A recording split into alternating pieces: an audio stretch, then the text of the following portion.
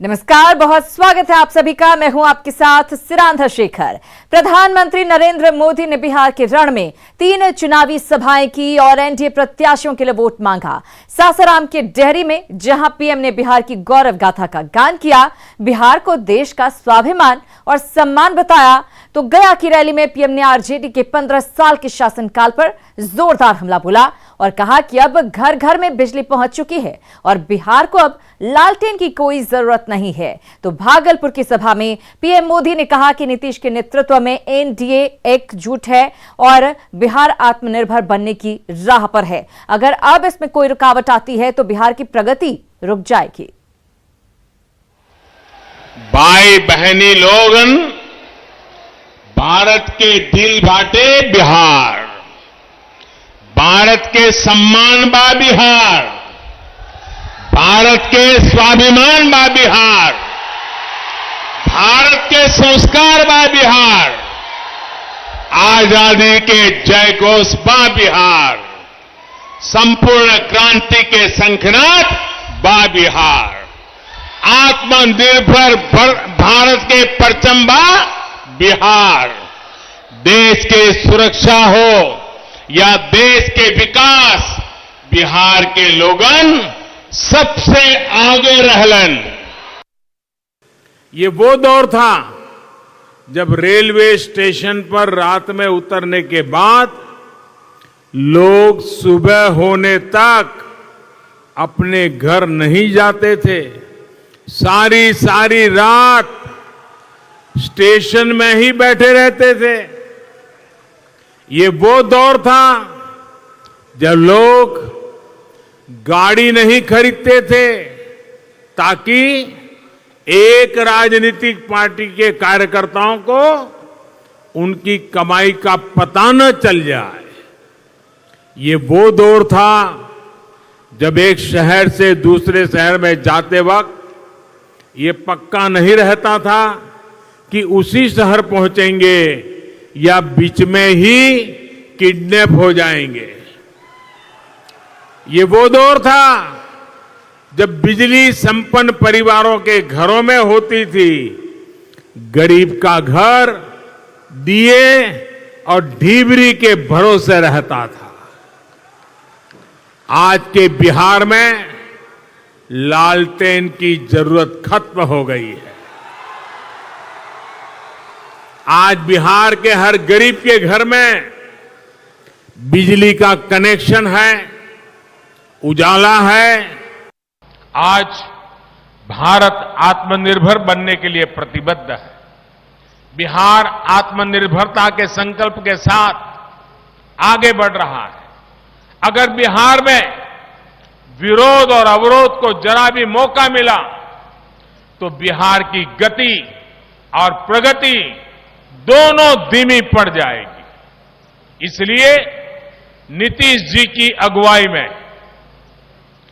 Bhajpa, JDU, हम और VIP के गठबंधन यानी एनडीए को एक एक वोट पड़ना चाहिए।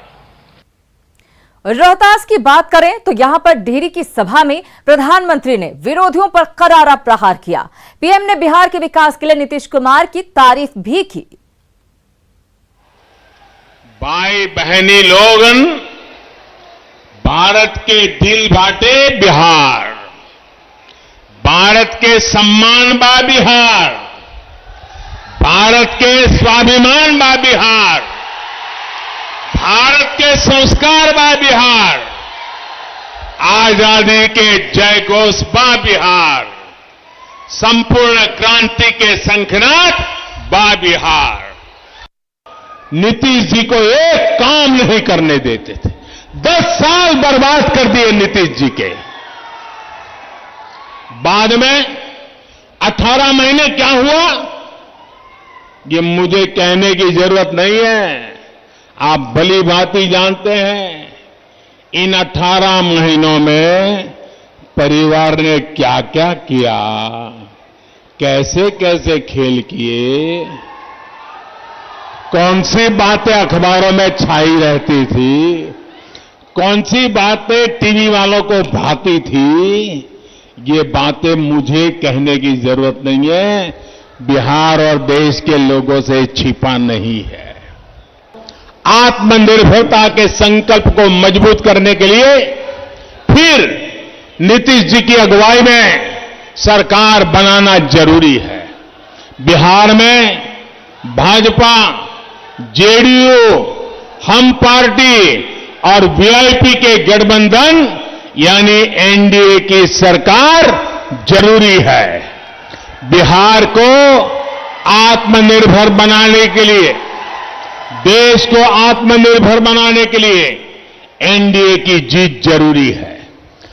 कि बिहार को इतनी मुश्किलों में डालने वाले कौन थे?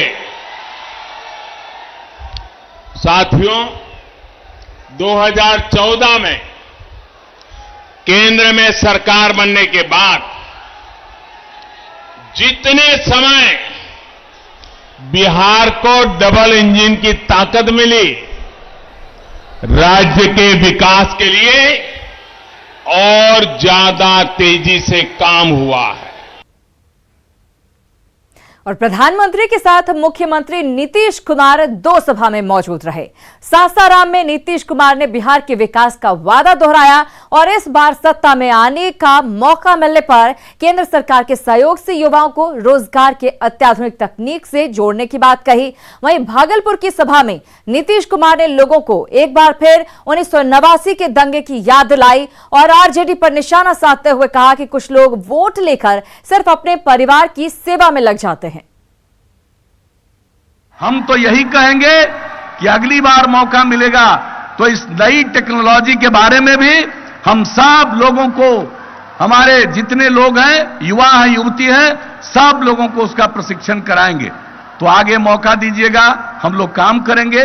अब तक हम लोगों ने सेवा की है और हम लोगों के लिए पूरा बिहार एक परिवार है। समाज के हर तबके के उत्थान के लिए काम किया गया, हर इलाके के विकास के लिए काम किया गया। अगर आप आगे मौका दीजिएगा तो केंद्र सरकार के सहयोग से और राज्य सरकार की पहल से पूरा बिहार बहुत तेजी से आगे बढ़ेगा। हम नई ऊंचाइयों को प्राप्त करेंगे।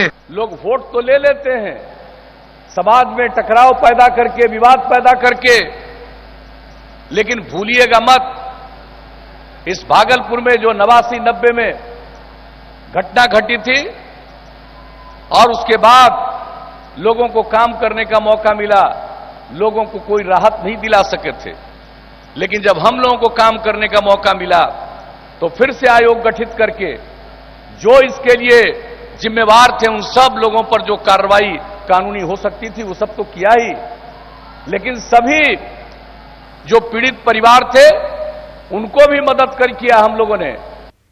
और बिहार के चुनावी महासमर में कांग्रेस नेता राहुल गांधी भी उतरे। राहुल गांधी ने नवादा के हिसुआ और भागलपुर के कहलगांव में 2 चुनावी सभाओं को संबोधित किया। बिहार की बदहाली के लिए नीतीश सरकार को जिम्मेदार ठहराया। राहुल ने कहा कि बिहार में आज किसान मजदूर बदहाल हैं, युवाओं के पास रोजगार नहीं है। ऐसे में इस बार बिहार के विकास की चाबी महागठबंधन को देनी होगी। अब आपके हाथ में चाबी है।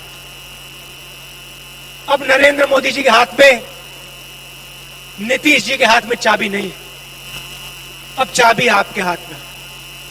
जो निर्णय आप लोगे वो बिहार में होने जा रहा है और अब इनको हराना है।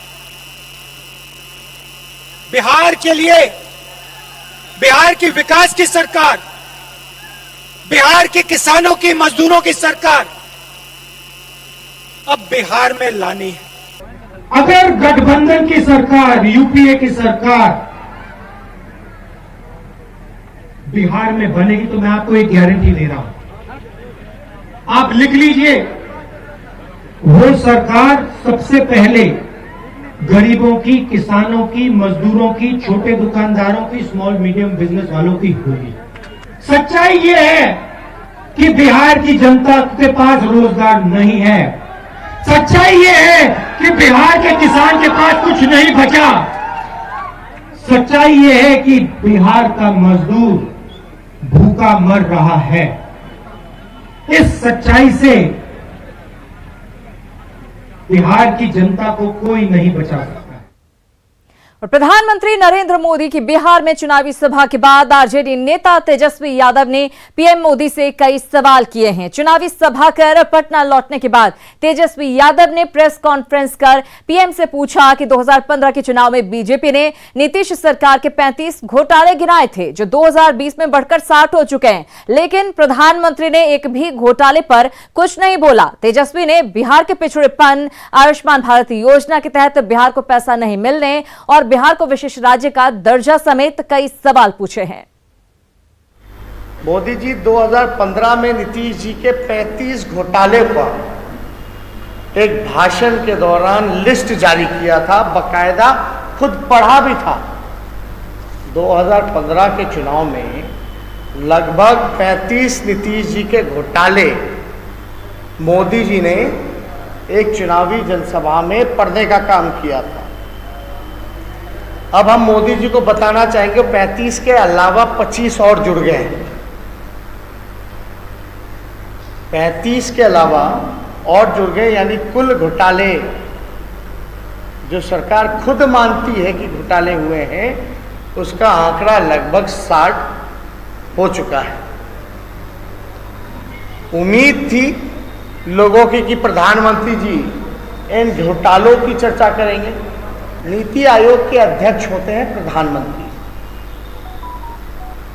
लेकिन प्रधानमंत्री जी को यह बताना चाहिए था कि नीति आयोग के सारे सूचकांक में, चाहे शिक्षा, स्वास्थ्य, हर जगह बिहार सबसे फिसड्डी राज्य क्यों है।